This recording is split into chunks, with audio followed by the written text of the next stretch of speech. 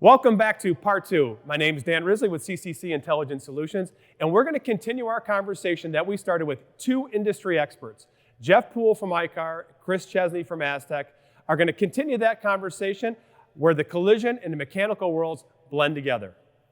So Chris, I want to talk about the process and mindset from a service tech perspective, because I've heard you say a few times in just your last little answer here about like the in-process piece and kind of as you're going along. I know on the service repair side, you don't have a pre and a post. So there's a term that we use that we haven't talked about today. It's the in-process scan. And it's one that we don't do enough talking about that I would like for us to talk about because I think it lends itself to what you do on the service repair side. So you don't bookend a repair like the car comes in, you do the pre, and when you're done replacing a component, you do the post. There's process that happens in the middle to make sure that when you get to the post, the car is properly repaired. Right. So can you talk a little bit about the mindset from your perspective as it relates to, I'm going to call it an in-process scan, and on the service repair side, you just call it scanning. Yeah, I mean, the first time I was really exposed to those terms was at Automechanica here in Chicago, 2017. I'm in my booth with CarQuest Technical Institute, and there's a training session going on just adjacent to my booth, and I'm listening to the comments and the conversations about the experts, and the terms pre-scan and post-scan started coming up, and those terms they don't exist in the mechanical world.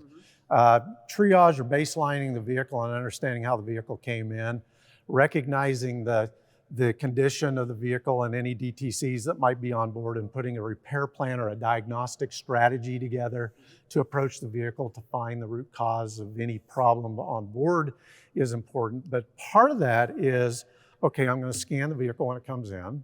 I'm going to create a series of tests in my diagnostic strategy. I'm going to perform those tests. Many of those tests are done with a scan tool, so I'm scanning. So our in-process scans. It's in-process so you're doing scan. multiple in-process scans Yes. throughout the repair. Yeah, and the term in-process scan, when I first heard it, is, yeah, of course we're doing them in process because I'm asking questions of the vehicle constantly. And I'm using the appropriate technology to get the answer, whether that's service information, whether that's a scan tool running a bidirectional test, whether that's validating that module is configured or coded correctly before I send it out the door, or before I get to the end of the repair, and now I've got to calibrate the vehicle and calibrate the ADAS systems. You recognize that when we do calibrations, and we do them remotely, we actually do a scan, a health check on the vehicle to make sure that there are no DTCs that are going to impact the calibration. Okay. So that when we get the calibration done, now we can go drive the vehicle, having prepared our diagnostic strategy and our repair plan, knowing what systems we need to exercise, what those code set criteria are that were set when the vehicle had arrived. I'm going to go drive the car in such a way that I make sure that those systems go through that routine and pass before I come back and run my post-scan. So from the mechanical side of the industry, we're looking at, it came in broke. I need to see what's broke and the status of the vehicle. I need to put a plan together to run the test to find the root cause of broke, fix every element of that, validate that I've coded it or prepared it to interact with the rest of the network, then exercise it in a way that ensures that it's fixed and it's operating fixed and operating the way it was designed to operate. And that means you need to drive the vehicle. I've been in this industry 52 years. I have never had a customer once ask me this question. You know, my car runs like crap in your bay. Would you please fix it? And so our customers drive the cars. It may look pristine in our bay in our shop, but we've got to make sure it's perfect in their hands driving down the road. So Chris, the in-process scan then, for our terminology, is something that we should be looking at doing throughout the repair process. Would that be a fair assessment? Yeah. Jeff, how do you feel about that in terms of the in-process scan, the importance in the repair process for a collision repair, and the impact, more importantly, what is the impact to a collision repair if they don't do the in-process scan? So realizing that we've got a vehicle in a collision repair shop that's probably apart, probably has things unplugged. The reality of an in-process scan is just going to be a snapshot in time of the condition of that vehicle at that point in time. And if I have the driver's door off and the tail light out and the blind spot radar unplugged and things like that, there's a certain element of that it's going to flag a whole bunch of codes that are just a result of me having the vehicle apart, because that's what I need to do to repair the vehicle. So I guess it really, in the context of why are we doing the in-process scan, and I flip back to, I'm probably at some point where I am starting to restore the electronic systems, is the way I look at it. Is that either I'm investigating because we got the pre-scan said this, now we're in process of repairing the car, let's go with the damaged wiring harness up front and the vehicle won't run. Okay, again, something we probably want to address pretty early on to determine if we've got other underlying issues that might drive this vehicle to a different outcome. So this is where that to me becomes diagnostics to really determine the root cause of why doesn't this vehicle run, and what do we need to do to fix that. We could still have other noise in the background of DTCs because I've got other parts off the car at that point in time. So to me, that becomes just part of the diagnostic process of figuring out what's wrong and what's it going to take to fix this car. So are you suggesting that throughout the process, you mentioned blind spots unplugged or the door is off? When you put the door on and you plug the blind spot back in, are you doing an in-process scan to make sure that those features are working properly, or are you waiting to the end? When do you do that in the process? I'm hopeful that as the vehicle gets put back together and gets to a certain state of I'm completely put back together, they're taking the right steps to ensure everything's functioning properly. So at this point in time, I'm not real well versed on common use of in-process scan per se. You know, I just think of it all inclusive as, okay, whenever I do this and I'm re-enabling this system, I want to check that it's proven out properly. If it were an airbag system, I might be ignoring every other system on the vehicle, and I'd be going in and looking at the circuit squib resistances or something like that on the scan tool and seeing that everything's proven out. And at the end of it all, how do you prove the airbag's going to work anyway? Chris, anything else on the in-process scan? Well, I think to Jeff's point, it's difficult to know what to do, or you need to plan for this. So if you're replacing a module in the vehicle, modern scan tools typically have a topology page where you can see the layout of the buses, the data buses, and you can see that module in context with the other modules on that same bus. And you can just simply connect the scan tool. The others might be disconnected. Blind spots might be disconnected because you haven't got that far. And you can just simply power the system up and touch that module and exercise that module and see if it communicates appropriately. And at that point, you can even code it. You know, so you have the ability to configure it or code or register or whatever term the OE uses, which is, you know, one of the areas of the industry that we need to help standardize terms, because the mechanical side fails at that as well. But it's just making sure that we exercise when we have the opportunity to do so. Because if that module is buried somewhere and I put the vehicle all back together and I didn't do that, then I've got to take it back apart. Worse yet is I put everything together and I wait until the post-scan and or calibration. So I'll give you an example. You wait for the calibration. I replaced a blind spot monitor and I've got the bumper cover back on, and I'm doing a calibration. And it won't calibrate.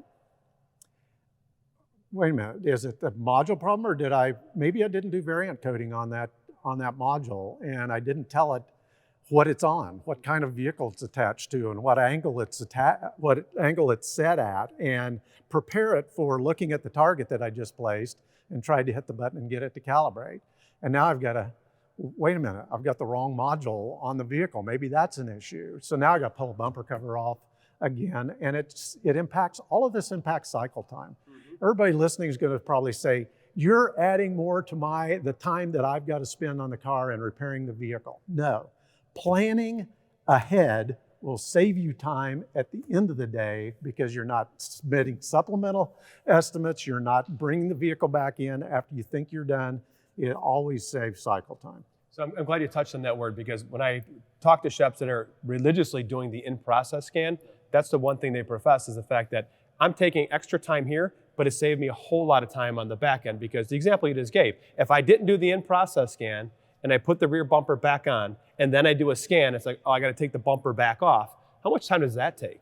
Right now you're running your test and trying to diagnose what caused that problem. It's kind of like starting all over again. And the risk of scratching the bumper cover, well, it's... that never happens. No, it never happens. Let's talk about the post-scan. Let's shift to post-scans. And I would like to understand from both your mindsets, where does the post-scan sit in the process? So we've talked a lot about today, repair process. We've talked about wash bays. So is the post-scan happen? Does the technician do it as they're putting the last bumper and bolt and clip on before they take it out of the bay? Are they doing it after they go for a test drive and then pulling it back in the bay and doing the post-scan? Is it they do the test drive and then the wash bay technician plugs in a scan tool and this runs a post-scan? Where in the process does it seem to fit best? From my perspective, it's the very last thing you do before the customer takes the vehicle. And so I want to know after a test drive, after I've run a planned test drive, not just, well, I'm going to go to 7-Eleven and get a Slurpee and because they're cheap today, and then I'm going to go pick up a Chick-fil-A, and then I'll go to the park and sit for a little while, and then I'll come back to work. That's not a test drive. The test drive has to be rigidly planned ahead of time, and that the organization should help the technicians plan the appropriate test drives to exercise the technology. AEB, lane keep assist, the blind spot, all of those things need to be exercised as well. But once that test drive has occurred and you've exercised everything, that technician, whoever did it, should run a health check on the vehicle. Mm-hmm. And if something is found, then you've got to address those. And if something is found, that means once you've addressed it, you got to do all that again. So the time when you drive the vehicle, exercise all the systems, and you get a clean health check, then you can give it a clean bill of health and send it out the door. That's, in my opinion, what a post-scan is. So I'm glad you're here, because I never heard anybody talk about a strategy for a test drive. I'm not saying I'm the Slurpee guy that was going to the 7-Eleven, but I am saying a test drive could be, let's drive it a mile there and a mile back, and if we don't see any lights, we're good to go. I think the strategy piece is really a different kind of mindset, because you have a plan now that when you take the car, you're going to do these things to see if you can get specific set conditions. Yes. Your area, you have to understand your driving conditions in your area, the roads that are available. So in our training that we do at our center in Plano, we actually teach how to run a drive cycle similar to mechanical side, trying to do a drive cycle for the exercising the DTCs that they're addressing, driving the vehicle under the conditions that need to be driven so that those tests will run and pass or run and fail, so you get a chance to see them succeed. For ADAS systems, I about 2-3 years ago, I visited a large center in Houston that reconditions vehicles and sells them online. And I was evaluating their processes for ADAS. And I went for a road test that they did on every vehicle. And I said, how many of those ADAS systems on board this vehicle are you exercising? He goes, I don't know what you're talking about. And he was on a road test that could have easily, with the traffic in Houston, on the side roads next to the freeway, could have easily exercised all of them in less than a mile, probably. But they weren't looking at them. Those can easily be looked at if you have a plan of where to drive and hold people accountable to that. Great thoughts. Mr. Poole, any additional thoughts on the post-scan and where that sits in the process? So I agree with 100% with what Chris said, and I'm going to interject that the assumption was the calibrations have already been done before before that point in time. Absolutely, and that's absolutely where it should be, is at the very end. And having the customer do the test drive and come back, the next day or a week later or whatever it is, that's a bad choice. I think what you just said is pretty key, Jeff. Is at the very end. And the very end for our viewers could be defined very differently, but I think we gave everybody a pretty clear path of what the very end means. It's not the very end when the tech says, I'm done, take it to the wash rack, or it's been detailed. It's after that test drive with a plan has been completed, and then doing that post-scan at the very, very, very end. And I think it's important to, as we move that post-scan to the very end, I think it's important to recognize that the planning up front, after you did the pre-scan and you're analyzing the DTCs and you're putting that strategy together, all of that work and knowing how to repair the vehicle, and the in-process scans that you're going to do with the vehicle will prevent you from seeing failures at the end of the day. And that's why it's so critical to do it up front. It's so discouraging to your team that after a week's worth of work, you get to the end of the week and you're scrambling to get this car out on Friday afternoon, and it's getting ready to go through calibration, and you run a health check as you do the calibration, and all of a sudden you've got other DTCs that you didn't recognize were there, and you're going, oh man, that's gonna hurt. Well, I think we talk about cycle time, and you talk about like length of rental. For the industry, where we're at today, that snapshot, it is the worst we've ever had in terms of cycle time, right? So there are things that are within our control, and there's certainly things without our control. This is definitely within our control as a collision repair to take the necessary steps so we don't have that oops surprise at the end. So the things that we talked about, the in-process scanning, the strategy and all that, really helps set us up for that post-scan not to have a surprise. Because if you have a surprise at the end on that post-scan, that likely means that car's coming back into the bay and somebody's probably gonna have to disassemble something to figure out why that DTC is there or why something was not functioning properly. So all that work in between, that pre-scan, the in-process scan, testing things as we're putting it back together, sets us up for a recipe for success at the very back end. When we do, at the very end, we do the post-scan. Jeff, you mentioned calibrations, and we'll close it out with a discussion on calibrations. And I think it's a new frontier for the collision repair industry. That's my personal perspective. Why do I say that? If you look at CCC's crash course data, it would suggest that 13% of all claims coming through CCC have one or more calibrations, which I think is probably a low number. And in speaking with some of our OEM partners, they would suggest that that number is probably really low. So I think that as an industry, we have some challenges on identifying maybe what ADAS features are in the car. And I think a bigger problem is identifying which ones need a calibration. So it may be equipped with it, but how do I know? So help the viewers understand, Jeff. If I'm an estimator, how would I know by writing an estimate that a car needs a calibration? Well, I'm hopeful that as a vehicle comes in, you're identifying all of the ADAS features on that vehicle. Starts there. And then looking at the operations, the damage to the vehicle, and then the operations that are going to be done to repair that vehicle, and what are the implications of those to that ADAS system and the need to calibrate. Many of the OEs do have charts or guides that spell out the conditions under which calibrations must be performed. I will say that most of those are very comprehensive and intuitive and well written. In some cases, though, they can leave a little bit of room for ambiguity or interpretation, and that's a challenge that we face as an industry. And ultimately, as we as ICAR put curriculum together on ADAS and things of that nature, we try to work through some of that, helping the industry to understand the technology and the systems. But I know that typically, it takes something from an OE in print as evidence of things that need to be done. That's very, very beneficial for our industry. This goes back to our very early conversation on just doing the research.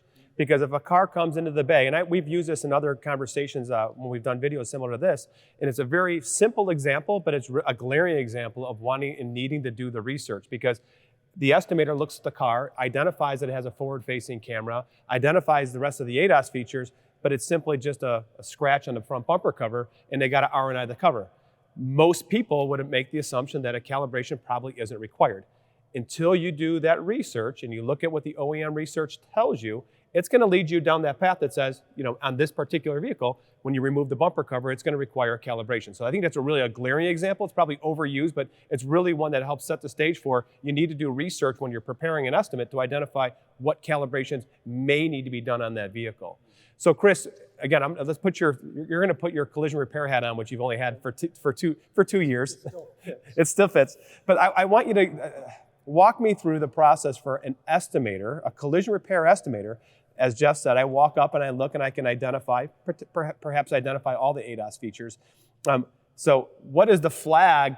There's got to be a red flag that says you need to calibrate these things, right? So if I just turn the engine on and does it flash up on the dash, calibrate AEB, or AEB is not working? Or do I plug the scan tool in and it says, hey, by the way, the blind spot is...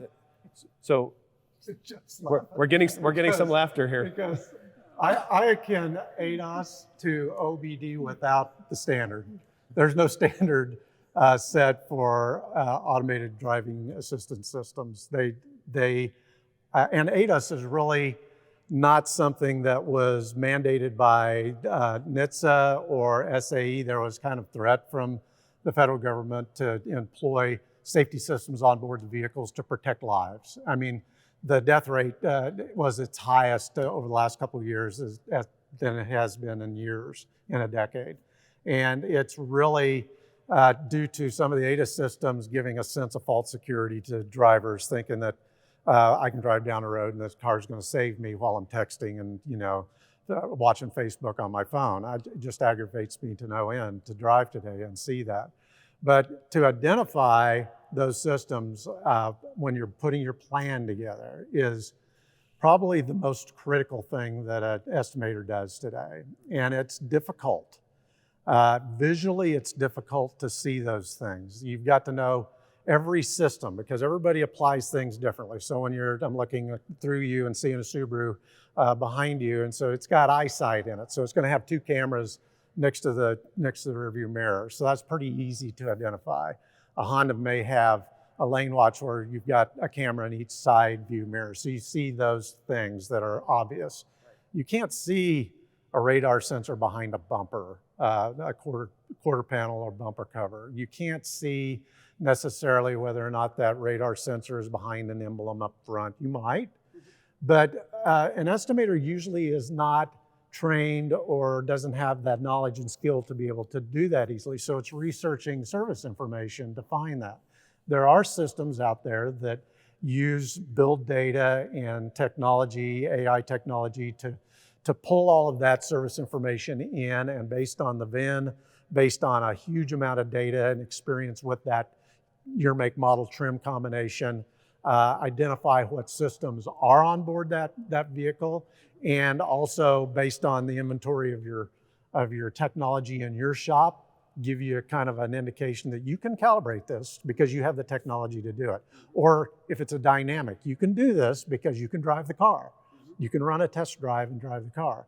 So it's all a part of that repair plan and that diagnostic strategy right up front. And you may get it wrong. Let's say you're using service information in your eyes in a visual inspection as you put that initial estimate together. Then you tear the vehicle down.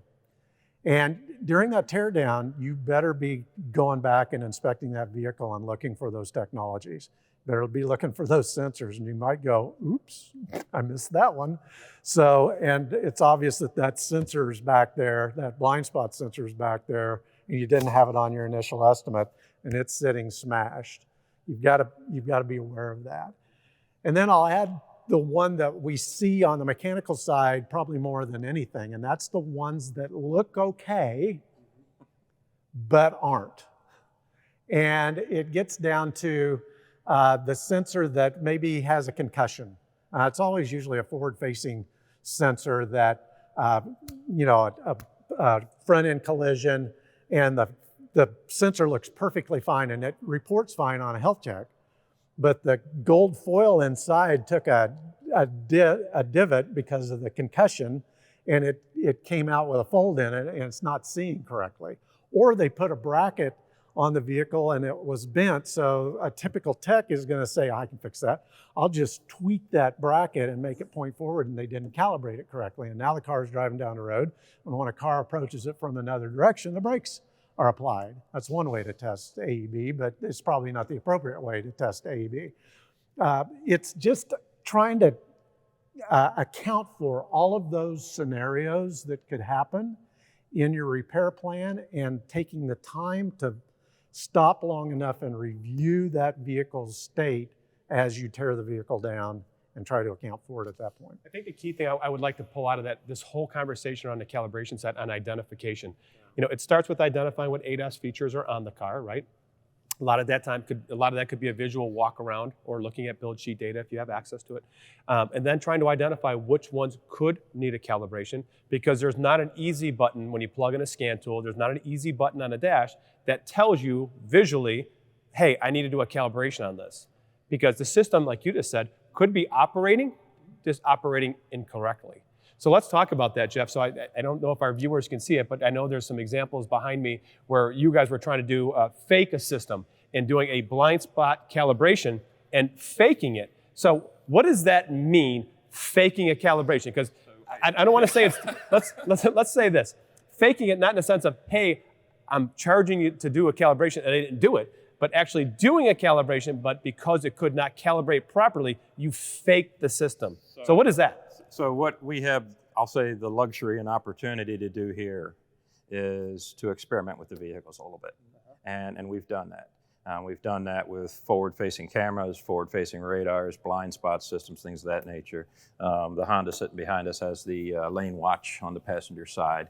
And the calibration process makes, the system is assuming the technician doing the procedure is doing it right and to specification. And then it, within certain boundaries. And so it assumes that we place the target in the right place relative to that vehicle. And that way, whenever we command that calibration mode, that operation in the system, it looks out there and says, oh, I see my target over there. Okay. But if I had the target over there when it was supposed to be over there, well, the camera knows that, hey, here's the center of my field of vision. That's where I'm fixated. Now, it still has a little bit of peripheral. And if I've got the target way off, it's smart enough to know, hey, ain't no way. You know, that target's way over there. But within certain limits, the system doesn't know if you've put it in the right place or not. And we've noticed that behavior on different brands of vehicles where we've done different things. And so with the Honda back here, we have a motorcycle silhouette. And with the target placed properly, you see the motorcycle in the blind spot. With the target placed improperly, and it's possible to drive it to that impossible limit where, there's nobody there. So if you're banking on that lane watch to be showing you the correct image because you've forgotten how to use a rear view mirror, I get it. Sometimes I bank on, I use them together. That's what I like to do.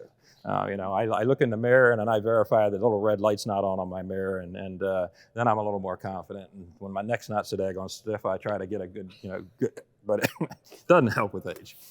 So it is possible to do an improper calibration, and the system doesn't know any better. What we found interesting is that on some systems, and I'll say this with some of the forward-facing cameras that have a static and dynamic, that if you do your static and it's not really accurate, and then you go out on the dynamic, it might take in a dynamic mode. It might not take. It might take a long time and then fail out. So it's realizing that, hey, something's wrong. I'm kind of looking off the wrong direction.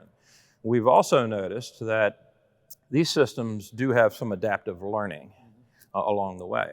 And we I'll say, experimented with one of the forward-facing radars in one of our vehicles.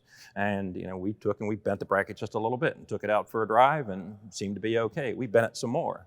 And then we took it out for a drive and seemed to be okay, but it wasn't quite operating the same. And then we bent it a whole bunch. And then what happened, what you said, next thing you know, there's something coming at us. It's like, oh, it's putting on the brakes. Okay. Well, wait a minute. We don't have a DTC. So then we went back and we grabbed the scan tool, we plug in, and we start looking at live data, and we're watching the data PID for the forward horizontal alignment. And we're watching that data PID very slowly change, about 1/10 of a degree every 10 or 15 minutes. And sure enough, we said, okay, let's go find some isolated road, drive on it for a little while. And finally, when it hit a certain threshold, it tripped, took the system offline, through a DTC, and then we actually commanded a dynamic calibration on this particular brand. And it jumped right to our deviation number. And we went back and we actually used a laser setup on the center line of the vehicle to verify that number was spot on. That system knew exactly how much it was out of calibration. And so it was kind of an interesting learning experience. And that's where, understanding the behavior of the systems, I think, is really critical for the person doing that test drive. You brought up something very important. I've been testing and evaluating and researching ADAS since 17 in my previous life. We walked across the street from our research center in Raleigh, and there's a body shop over there, and my manager walked in and said, what are you guys doing for these safety systems and ADAS calibrations and so forth? We don't get those systems in here. If we do, we send them to the dealer. And he said, can I walk around and kind of take a look? And of 14 vehicles that were on the lot or in the building, 13 had technology on board. And so that was a stark alert to that shop owner. And since then, we've done the same thing, both at that organization and within our RepairFi Institute group and our research team that I'm in charge of. And we try to break things all the time. And one of the things that I think is important is understanding that these systems learn constantly, and whether or not the OEM calls out a dynamic calibration as a step in the ADAS calibration of that sensor or series of sensors, every vehicle that's equipped with safety systems need to be test driven, because they are all fusing that sensor data and they're using it to make better decisions, especially now that standards are being applied to things such as pedestrian cross traffic and parallel pedestrian and small children jumping out from, from the sidewalk or between a couple cars with a ball. Those types of standards that the OEMs must meet today are being done by fusing all this data that's now on board these modern vehicles. And what we see in the industry globally is different in the US than it is in other countries. When we look at, and we're global, so we see all of this, you get in Europe, they're really forward-facing approach only. It's all they're worried about is what's ahead of them. And so we talk to them about, well, what about blind spot and cross traffic and backup cameras and that sort of thing. They're going, we don't have that. We're going that way. We don't care what's happening back here. So if you're on the Autobahn and somebody, if you're passing somebody, make sure you go 1 Mississippi, 2 Mississippi before you try to merge back in that lane. It's really important to test drive every vehicle, no matter what service information tells you. Thanks, Chris. So you've said something interesting too, and we don't have time to go down this path, but you had mentioned the shop that you had gone to. There was 14 cars on site, 13 of them had an ADAS feature that potentially needed to be calibrated. If that shop was continuing to outsource that, and you gave the example of a dealer, I think that's some serious headwinds for the collision repair industry if you're not making the investments right now in tooling, equipment, and of course, training. iCar offers a lot of training on the ADAS side. I think there's like 11 classes you guys offer online today and a couple hands-on classes here. But if you're not making those investments now, I can promise you, if you're that shop and you're gonna try outsourcing 13 cars to the dealer, you're gonna be pretty non-competitive in a hurry, and you're gonna be sending everything to the dealer waiting for stuff to come back. It's really gonna upset your cycle time, right? And your customers. Chris, I wanna ask you one more question on the calibration front. So, and I think you already touched on it, but I wanna make sure it's very clear to our viewers, is do you have situations where you could have a car that passes a post-scan and you're driving it down the road on that test drive? We're gonna do another post-scan after that, but let's just pretend that we did a post-scan, okay? I finished my repair and I'm gonna do my post-scan before I take the test drive. It shows no DTCs. I take it for a test drive and I could have ADAS features that are failing or working improperly, but there was no flag from a DTC perspective and there was nothing from a dash light perspective. Do those conditions exist? Sure. The problem is the standard for setting a trouble code or setting a check engine light or a warning light on the dash is really focused on emissions, not on safety. And so there's really no standard there. As we mature safety systems and SAE and NHTSA, NHTSA tries to drive this into some sort of standardized approach, I think you'll see that, but today it's not standardized. We're working with extremely complex systems with no series of standards. So are the manufacturers providing some of those warnings? So on modern vehicles, yeah, you're seeing safety systems that disabled, those types of things, but on some of the earlier systems, there's a chance you don't see anything. Yeah, so I think it's just good for people to understand that just because a DTC doesn't show up, doesn't mean that a calibration isn't required. I think it's a challenging proposition for the vehicle makers and the engineers behind the ADAS systems, because here are systems that have to look at a dynamic environment outside of the vehicle. They're out there looking at the world around this vehicle and rolling roads and turns and curves and things of that nature. They have to find that fine balance between, we can't have it flagging a DTC it's become an annoying system. Everybody's going to hate this system. And I own a vehicle that has forward-facing camera, forward radar, automatic emergency braking, and it's scary what I have to do to get the AEB to squawk at me. But scary close. My wife's like, back off a little bit. That's like, okay, but that's the balance I think they have to find is how do we get the operational functionality, yet get it so it's reasonable fault tolerant, of different driving conditions, and not being a pest to the owner. And there's the piece where, for that person driving that vehicle, understanding what's the normal behavior of this vehicle. And that's a huge challenge. If I'm hopping into a vehicle I've never been in before, I know there's certain inherent behaviors I'm looking for, and I know my vehicles very well. But as I hop into different vehicles, I love hopping into different vehicles and going out and just learning the behavior of that vehicle. My wife doesn't like to come along with me, but hey, that's okay. I rent a lot of cars because I travel a lot, and I'm probably the most dangerous driver on the road because I have the menu stack open and trying to figure out all the acronyms that this manufacturer is using and activate everything and play with the sensitivity of things. Yes, sure, of course. Go with that. Yeah, but you make a great point.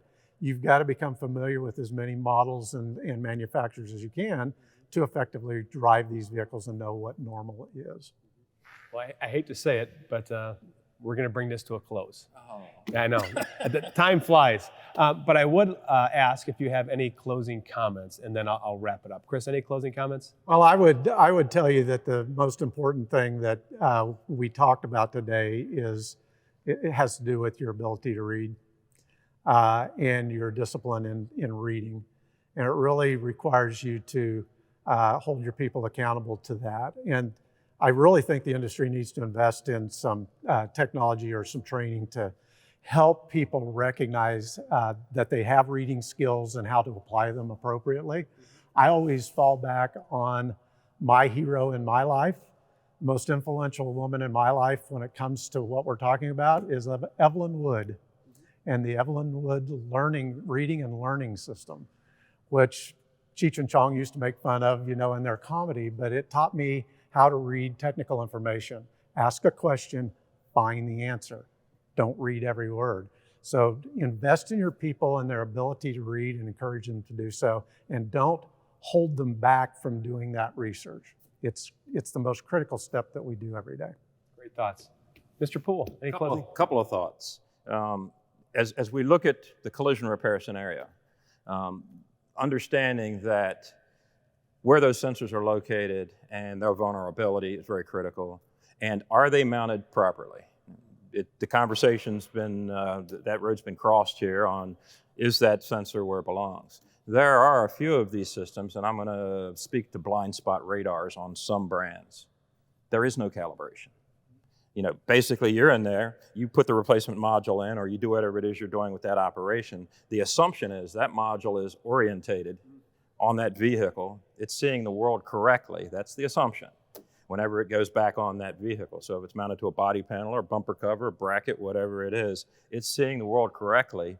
And there's not much else to do except assume and hope. And hopefully that's not your plan. Hopefully the technicians doing the work are confident in the positioning of those and how they're on there. There's a certain, I think, inherent trait in some folks. I have to know. I have to understand, why did that go wrong? Did I cause it? Was it a problem? What did I miss? There's that piece, that drive to know. And I think that's a difficult one to teach somebody. But as years have passed, I know that I've perhaps missed the bus in certain cases where, man, I wish. I can't undo that. But for the younger folks coming into this, you got a lot of opportunity ahead of you. There's tremendous opportunity out there, but you really have to have the self-drive and the want to know. And this can be very, very rewarding.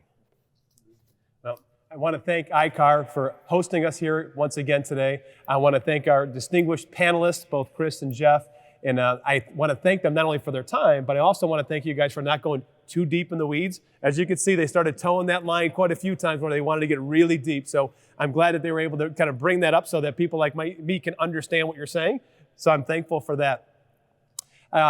We started out by talking about this convergence of the collision repair and mechanical service repair worlds, and having these two experts here kind of helps flesh that out a little bit, that although they're different industries, thinking alike, acting alike, and using those same processes is going to yield a proper repair and safe repair for that customer. That being said, we're going to close out this program. My name is Dan Risley with CCC Intelligent Solutions, and scan out.